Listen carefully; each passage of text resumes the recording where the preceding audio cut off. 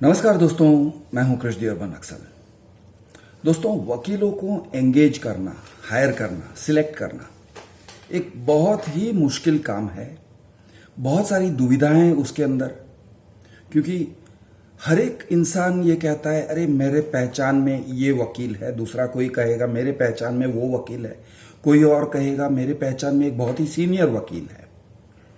जरूरी नहीं है कि सीनियर वकील जूनियर वकील से बेहतर हो। जरूरी नहीं है कि कोई भी वकील आपका सारा काम संभाल सकता हो। तो ये बात मैं आपको इस तरह से समझाता हूं। मान लो कि आपको मुंबई में बोरीवली, जहां पे मैं रहता हूं, Raheja estate, Borivali east Raheja estate से आपको जाना है बॉम्बे हाई कोर्ट। या तो आप यहां से सोच सकते हो भाई मैं एक टैक्सी कर लूंगा all the way from Borivali east Raheja estate to Mumbai airport, to Bombay high court. लेकिन ये बहुत महंगा तरीका है। आप कर सकते हो, अगर करोगे, आप रास्ता जानते हो, आप रास्ते के हर मोड़ को जानते हो, आपको मुंबई शहर का ज्ञान है। लेकिन मान के चलो कि अगर आपको शहर का ज्ञान न होता, आपको उसके बारे में कुछ पता न होता और आपने एक ड्राइवर को एंगेज कर लिया, तो आपको क्या करना पड़ता? तो आपको सोचना पड़ता पहले कि ये जो बंदा है ये कहां से जा रहा है, किस रास्ते से जा रहा है, जाने का मार्ग सही है या गलत है। आप गूगल मैप पे चेक करोगे कि ये जो ले रहा है ये ट्रैफिक, वो कहेगा सर मैं यहां से शॉर्टकट निकाल रहा हूं, मैं ट्रैफिक को अवॉइड करने के लिए, मैं सिग्नल को अवॉइड करने के लिए पतली गली से निकाल रहा हूं। लेकिन आपको उसमें दिमाग अप्लाई करना पड़ता है कि क्या ये सही दिशा में जा रहा है या कहीं गलत रास्ते पे लेके जा रहा है, बिल बढ़ाने के चक्कर में है। और अगर रात का समय है और आप एक महिला हो तो आपको ये भी सोचना पड़ता है कहीं उसके इरादे गलत तो नहीं है, वो कहीं और किसी अंधेरे कोने में तो नहीं लेके जा रहा है। तो किस रास्ते से जा रहा है आप गूगल मैप पे चेक करते हो। आप मेहनत करोगे ना, आप बैठ नहीं जाओगे हाँ भाई लेके चलो। अजनबी शहर में आप मेहनत करोगे। कायदे कानून, जुडिशरी, कोर्ट कचहरी, ये सब अगर आपके लिए एक अजनबी शहर की तरह हैं, तो आपको ध्यान रखना पड़ेगा कि आपने अगर किसी एक टैक्सी ड्राइवर को एंगेज कर दिया और कहा कि भाई यहां से वहां लेके चलो, तो आपको ध्यान रखना पड़ेगा कि ये कहां जा रहा है, किस रास्ते से जा रहा है। तो ये पहली बात है। दूसरी बात यह है, अगर आपको बोरीवली से निकल के बॉम्बे हाईकोर्ट जाना है तो कुछ रास्ते सस्ते हैं और कुछ रास्ते महंगे हैं। अब आपके ऊपर है, आप महंगे रास्ते चुनते हो या सस्ते रास्ते चुनते हो, सस्ते तरीके चुनते हो। फॉर एग्जाम्पल, मैं बोरीवली से, मेरे यहां से, मेरे रेसिडेंस से अगर रिक्शा लेके स्टेशन जाऊं, स्टेशन से ट्रेन में चढ़ूं, ट्रेन से मैं चर्चगेट जाऊं, चर्चगेट से मैं पैदल चल के जाऊं और बॉम्बे हाईकोर्ट पहुंचूं, तो करीब करीब मैं समझता हूं 30 रुपए के अंदर मैं पहुंच जाऊंगा बॉम्बे हाईकोर्ट। अगर वही काम मैं टैक्सी से करूंगा तो मेरे हिसाब से करीब करीब 1200 रुपए लगेंगे। अगर मैं यहां से रिक्शा चेंज करके जाऊं या यहां से रिक्शा लेके सायन तक जाऊं और सायन पे मैं टैक्सी में बैठूं और वहां से मैं बॉम्बे हाईकोर्ट बाई टैक्सी जाऊं, तो 700, 800, 900 रुपए लगेंगे। तो यानी पैसे बचाने के कई तरीके हैं और कई सारे रूट्स हैं। In the same way, exactly in the same way, आपको जुडिशरी के अंदर किस तरह से जाना है उसके भी कई सारे तरीके हैं। पैसे बचाने के कई सारे तरीके हैं। आप कुछ काम में छोटे वकील को रखो, कुछ और काम में बड़े वकील को रखो। जरूरी नहीं है कि आप पूरा काम एक ही वकील को दे दो। अगर पूरा काम एक ही वकील को देते हो तो वो टैक्सी में बैठ के बॉम्बे हाईकोर्ट जाने जैसा हुआ, जो कि बहुत महंगा हो सकता है। और अगर आप, और वो भी रश आवर में पहुंच जाओगे तो 1500, 1600, 1700 रुपए हो जाएंगे। मैं जिस रूट की बात कर रहा हूं। अगर आप थोड़ा सा समझ बूझ के वही वही रूट, लेकिन आपने समझ के एक समय का निर्णय लिया और सही रूट पकड़ा, तो 1700 के बदले 1500 में होगा या 1200 में होगा। तो इसी तरह से आपको स्ट्रेटेजाइज करना पड़ता है वकीलों का। भाई वकील हो तो किस चीज के वकील हो? वकील कई तरह के सर्विसेज प्रोवाइड करते हैं। आपको अगर लगता है कि मैं अपनी सारी समस्या को एक गांठ बांध के, एक पोटली बना के मेरे ये वकील को दे दूंगा और वो वकील मेरी पूरी समस्या को ले लेगा, अपने सर पे ले लेगा और मैं सिर्फ पैसे देते रहूंगा और वो मेरी समस्या को सॉल्व करेगा, तो ये एक बहुत ही गलत अप्रोच है। बिल्कुल ऐसा ही अप्रोच है कि आपने एक अजनबी रिक्शा वाले के या टैक्सी वाले के टैक्सी में बैठ गए अजनबी शहर में और निकल पड़े, और फिर पता नहीं कहां से वो लेके गया और पता नहीं आपके साथ क्या क्या हो गया और क्या उसने चार्ज मारा और या आपको कहां कहां लूट लिया, किस तरह से लूट लिया। यानी ये सब आपको सोचना पड़ता है। और अगर बीच रास्ते में जाके आप सोचते हो, आपको पता चलता है अरे बीच रास्ते में आ गया हूं, रिक्शा वाला मुझे गलत जगह पे या टैक्सी वाला मुझे गलत जगह पे लेके आया है, अंधेरे में पता नहीं किस एरिया में हूं और मैं अगर उसके साथ अब झगड़ा करूंगा तो वो मुझे उतार देगा।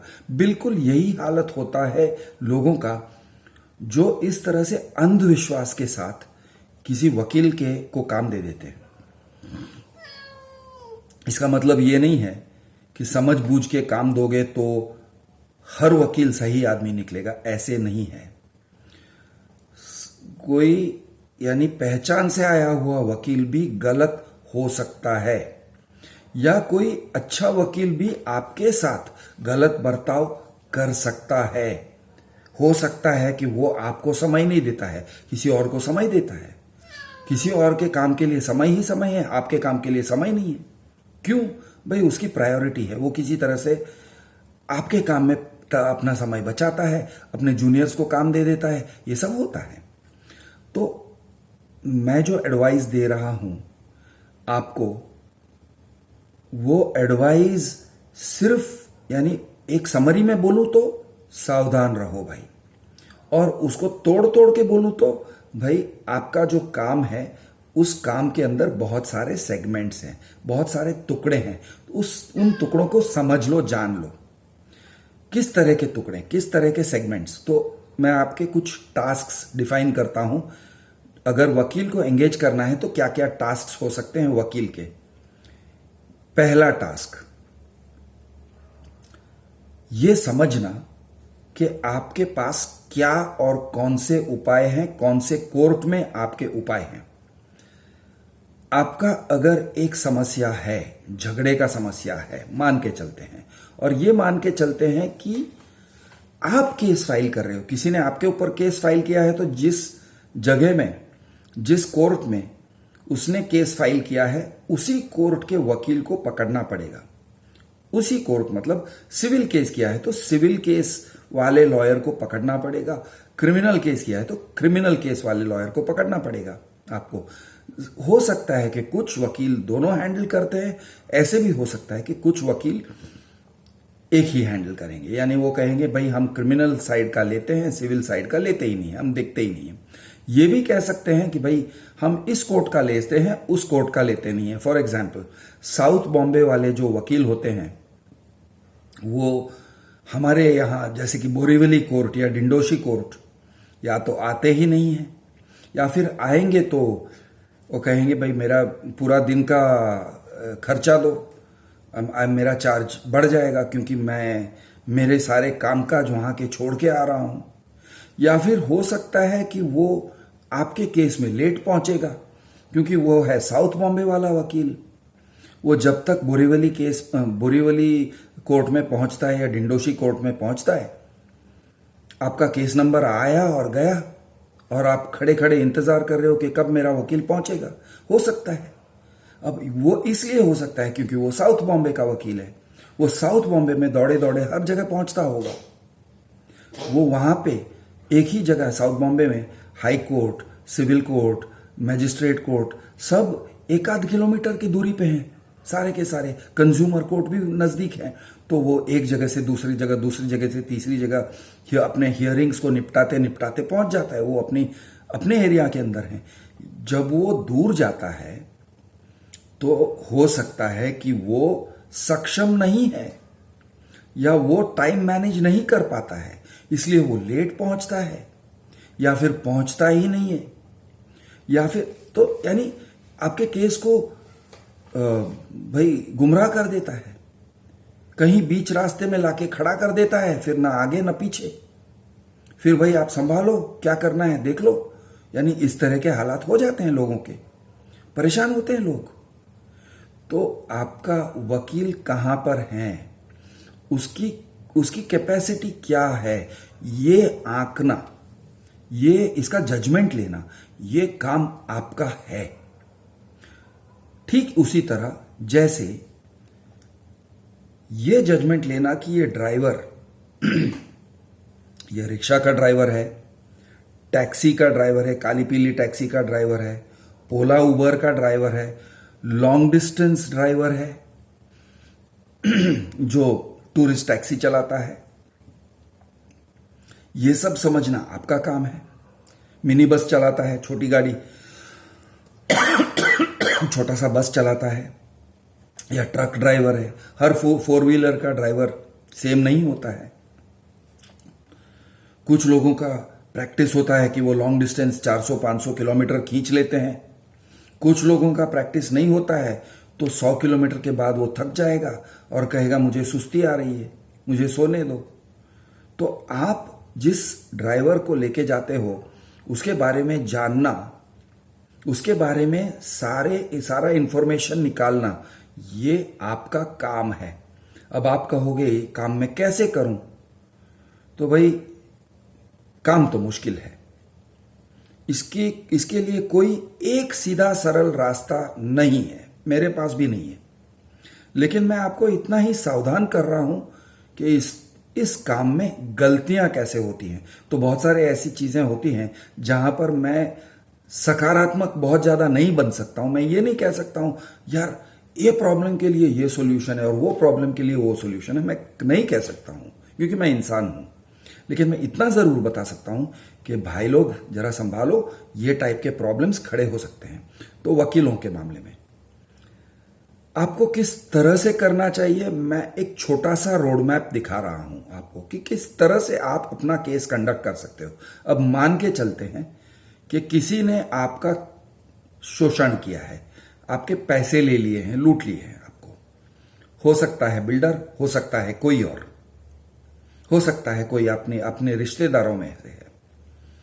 आपसे पैसे ले लिए हैं और लेके बैठ गया है, दबा के बैठ गया है। समझ के चलते हैं कि 15 लाख 20 लाख रुपए ले लिए हैं और वो लेके बैठ गया है। अब आप कहते हो ये पैसे वापस लेने के लिए मुझे कोर्ट में जाना पड़ेगा। करेक्ट, कोर्ट में जाना चाहिए। अब आप कोई वकील के पास जाते हो तो आपको क्या पूछना चाहिए? पहली बात तो पूछना यह चाहिए कि भाई साहब मुझे पहले समझाओ ये केस, आप कानून वाले चश्मे पहन के मुझे ये केस समझाओ कि इसके अंदर क्रिमिनल केस बनता है या सिविल केस बनता है या दोनों बनते हैं, या इस केस को तोड़ दिया जाए और एक सेक्शन क्रिमिनल में ले जाए और एक सेक्शन सिविल में ले जाए।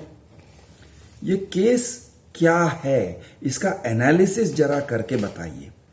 तो इसका एनालिसिस, अब मैं एनालिसिस किस तरह से होता है थोड़ा सा आपके दिमाग के अंदर एक चीज डाल देता हूं। आप अनार खाते हो, कुछ फल ऐसे होते हैं आप पूरे के पूरे खा सकते हो। अगर एप्पल है, सेब, तो भाई कुछ नहीं, धो लो, खा लो, काट के खा लो, अगर बीज है तो थूक दो, सिंपल, कोई प्रॉब्लम नहीं है। अब सेब नहीं है, आम है, तो फिर आम को काटना या चूसना या क्या करना है वो आपको सोचना पड़ेगा, किस तरह का आम है, यानी उसका मेथड अलग होता है। पाइनएप्पल है तो पाइनएप्पल में बहुत सारे कांटे होते हैं, तो पाइनएप्पल को खोलने का एक तरीका है। वो तरीका जानने का काम किसका है? आप कहोगे वकील का है, मैं कहता हूं गलत। वो काम आपका है। पाइनएप्पल के हर एक इस हिस्से को छोड़ खुला करना और समझना कि ये क्या है, इसमें से क्या खाया जा सकता है, क्या थूका जा सकता है, क्या काटा जा सकता है, ये समझना आपका काम है। आपको कुछ समझ में नहीं आता है, आप कहते हो मुझे जुडिशरी के बारे में कुछ भी पता नहीं है। भाई पता अगर नहीं है, कायदे कानून के बारे में पता अगर नहीं है तो सीखो।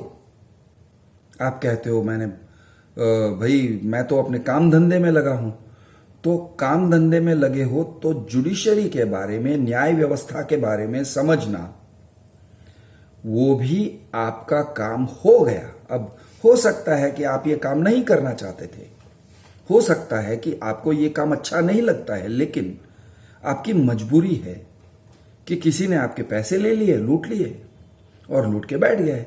तो आपको अब समझना पड़ेगा कि भाई ये कानून व्यवस्था जिसका मैं इस्तेमाल करने जा रहा हूं, ये कोर्ट कचहरी, इसमें क्या है। अच्छा, क्रिमिनल कोर्ट क्या है, सिविल कोर्ट क्या है, कंज्यूमर में जा सकते हैं क्या, ये यहां पे कंज्यूमर लागू होता है क्या, यहां पर रेरा लागू होता है क्या, यहां पे कंपनी लॉ लागू होता है क्या, क्या करूं, किस रास्ते से जाऊं, ये समझना आपके ऊपर जरूरी है, आपके लिए जरूरी है। आप एक वकील को थोड़ा सा, हो सकता है फ्री में भी वो आपको कंसल्टेंसी दे देगा, कंसल्टेशन जिसको कॉन्फ्रेंस कहते हैं। हो सकता है कि बहुत सारे वकील फ्री में कंसल्टेशन करते हैं, कॉन्फ्रेंस करते हैं। भाई आ जाओ, मैं बात करूंगा आपके साथ। जरूरी नहीं है कि सस्ता है तो बुरा है, जरूरी नहीं है कि सस्ता है तो अच्छा है। सस्ता और अच्छे भी हो सकते हैं, सस्ते और बुरे भी हो सकते हैं, महंगे और बुरे भी हो सकते हैं, महंगे और अच्छे भी हो सकते हैं। तो वकील के बारे में आप ऐसे नहीं कह सकते हो अरे वो फ्री में काम कर रहा है तो अच्छा नहीं है, ऐसा नहीं है। आपको उस चीज को, जैसे मैंने कहा पाइनएप्पल या अनार, तो आप अनार के हिस्से को निकालते हो और दाने को अलग करते हो ना, उसी तरह से आपकी जो समस्या है उसको खोलना पड़ेगा, उसकी छाल निकालना पड़ेगा और उसके अलग अलग हिस्से निकालने पड़ेंगे कि भाई ये खाया जा सकता है, ये फेंकना पड़ेगा, वगैरह वगैरह। हो सकता है कि आपकी जो समस्या है, उस समस्या के सारे समस्या को आप प्रॉब्लम सॉल्व नहीं कर सकते हो। कुछ समस्याएं ऐसे रहती है कि आप पूरे समस्या को कोर्ट में नहीं डाल सकते हो। अगर डालने जाओगे तो असफल रहोगे या वो होगा नहीं, होने वाला काम नहीं है। तो आप कहोगे अरे इसका मतलब कृष कि कुछ समस्या ऐसी है जिसका प्रॉब्लम, इसका कोई सोल्यूशन नहीं है, इसका कोई हल है ही नहीं। तो मैं कहता हूं बिल्कुल एग्जैक्टली, जिंदगी, लाइफ, दुनिया ऐसी जगह है कि हर एक प्रॉब्लम का सोल्यूशन नहीं होता है। कुछ प्रॉब्लम्स ऐसे होते हैं, कैंसर जैसे होते हैं, भाई आपको उसको लेके जीना पड़ेगा और आखिर में वो आपकी जान लेके जाएगा, उसका सोल्यूशन नहीं होता है। कुछ प्रॉब्लम्स ऐसे होते हैं भाई सोल्यूशन है लेकिन आधा अधूरा सोल्यूशन है। स्पॉन्डिलाइटिस हो गया, ठीक है यार, दर्द को कम करो, उसका क्योर मोस्टली नहीं होता है। डायबिटीज हो गया, हाई ब्लड प्रेशर हो गया, भाई उसका सोल्यूशन नहीं है लेकिन उसके लिए दवाई है, वो दवाई लेके चलाते रहो। तो कुछ प्रॉब्लम्स ऐसे रहते हैं, तो हर एक प्रॉब्लम को सॉल्व कर देंगे, खत्म कर देंगे, जीरो कर देंगे, ऐसे नहीं होता है। इस सोच से जरा बच के रहो। हो सकता है, संभव है कि कुछ प्रॉब्लम्स सर्दी जैसे हैं जिसको आप सॉल्व कर सकते हो, पूरी तरह से सॉल्व कर सकते हो, या और भी वो ऐसे ही चली जाएगी, गायब। 2 साल के बाद, 3 साल के बाद कोई प्रॉब्लम नहीं रहेगा, हो सकता है, ऐसे भी प्रॉब्लम्स हैं। तो आपको प्रॉब्लम को समझना पड़ेगा। वकील के साथ बैठ के समझो। वकील अगर पैसे मांग रहा है, थोड़ा पैसा, रीजनेबल अमाउंट अगर मांग रहा है, दे दो, रीजनेबल, 3,000, 5,000। अब थोड़ा बहुत आपका नसीब है कि वो जो वकील है जो आपको टाइम दे रहा है वो अच्छा वकील है या बुरा वकील है, लेकिन कोशिश करो कि उससे कुछ विद्या प्राप्त करो, जानकारी प्राप्त करो। वो जो कह रहा है समझने की कोशिश करो, नोट लिखो या किसी को साथ में लेके जाओ, 2-4 जानकार लोगों को साथ में लेके जाओ उनके साथ समस्या को डिस्कस करो, कुछ उसके बारे में समझो। उसके बाद नंबर 2, वकील लीगल नोटिस भेज सकता है। अब लीगल नोटिस को भेजने के लिए वकील खुद प्रॉब्लम को समझता है। अब जब प्रॉब्लम को समझता है और लीगल नोटिस भेजता है सामने वाले को, लीगल नोटिस माने मतलब आप कोर्ट में नहीं गए हो, लेकिन कोर्ट में जाने की तैयारी में हो। संभव है कि आप कोर्ट में नहीं जाना चाहते और सिर्फ नोटिस देना चाहते हो, लेकिन आपके दिमाग में एक स्ट्रैटेजी होना जरूरी है कि मैं अगर लीगल नोटिस के जवाब में उन्होंने मेरे पैसे नहीं लौटाए तो मैं क्या करूंगा। एक जवाब हो सकता है छोड़ दूंगा, हो सकता है पॉसिबल। दूसरा जवाब हो सकता है मैं पुलिस में जाऊंगा या सिविल कोर्ट में जाऊंगा वगैरह। तो वो क्या करने जा रहे हो वो थोड़ा सा आपके दिमाग में क्लियर होना चाहिए। इसके लिए आप वकील से पूछिए कि भाई यहाँ पे कौन से कानून लागू होते हैं या कानून के कौन से सेक्शंस, जो क्रिमिनल लॉ में दफा कहते हैं, दफा कौन से लागू होते हैं। दफा 420 क्या यहाँ पे लागू होता है, किस तरह से लागू होता है। थोड़ा सा आपको मेहनत करना पड़ेगा। कंज्यूमर लॉ लागू होता है या नहीं, किस तरह से लागू होता है, क्या हमारा रिश्ता, हम उनके कंज्यूमर हैं या नहीं हैं, ये सब ग्राहक हैं या नहीं है, ये समझना पड़ेगा आपको। तो समझने की तकलीफ करनी पड़ेगी। तो एक है कंसल्टेशन। उसके बाद वकील ड्राफ्टिंग करते हैं, तो केस लिखते हैं, बड़े डिटेल में लिखते हैं। उसमें आपके पास जो भी प्रूफ्स हैं उसको जोड़ा जाता है, उनको कहते हैं एग्जिबिट्स। तो एग्जिबिट बनाना पड़ता है 1 2 3 4। तो वो सारा जो लिखने का काम है, लिखावट, उसको कहते हैं ड्राफ्टिंग। उसके बाद आता है वो ड्राफ्टिंग को कोर्ट में डालना, जिसको कहते हैं फाइलिंग। फाइलिंग के बाद होता है कोर्ट की सुनवाई, और सुनवाई में खड़े रह के आपके तरफ से बोलना, जिसको कहते हैं अपीयरेंस। हियरिंग में अपीयर करना पड़ता है, वो बोलेगा। कंसल्टेशन, जिसको कॉन्फ्रेंस कहते हैं, पहले उसको समझना, उसके पैसे अलग से दो। सब पोटली बांध के मत दे दो कि भाई ये लो 3 लाख रुपए सब कुछ कर डालो आप, वो मत करो, गलती है, बहुत बड़ी गलती है। आप ऐसे करो, अच्छा कंसल्टेशन के कितने हैं, 3,000 रुपए, चलो भाई 3,000 रुपए मैं समझ लेता हूं। कोई गारंटी नहीं है कि मैं आप ही को केस दूंगा, हो सकता है मैं आपको दूंगा, हो सकता है किसी और के पास जाऊं, हो सकता है 4 लोगों को पूछ के फिर मैं आपको दूंगा। तो ये हुआ कंसल्टेशन। उसके बाद मैं आपको केस दे रहा हूं, केस के पेपर्स दे रहा हूं, आप ड्राफ्टिंग करोगे, उसके क्या कितने पैसे तय होते हैं वो दे दो। फिर कहो ड्राफ्टिंग करो, ड्राफ्टिंग के बाद फाइलिंग, फाइलिंग के कितने पैसे होते हैं वो दे दो। फिर होता है अपीयरेंस, अपीयरेंस पर अपीयरेंस कितना देना है वो दे दो। इस तरह से आपको करना पड़ेगा धीरे धीरे। मैं हूं आपका दोस्त कृष्ण देवबन नक्सल। जय महाराष्ट्र, जय हिंद।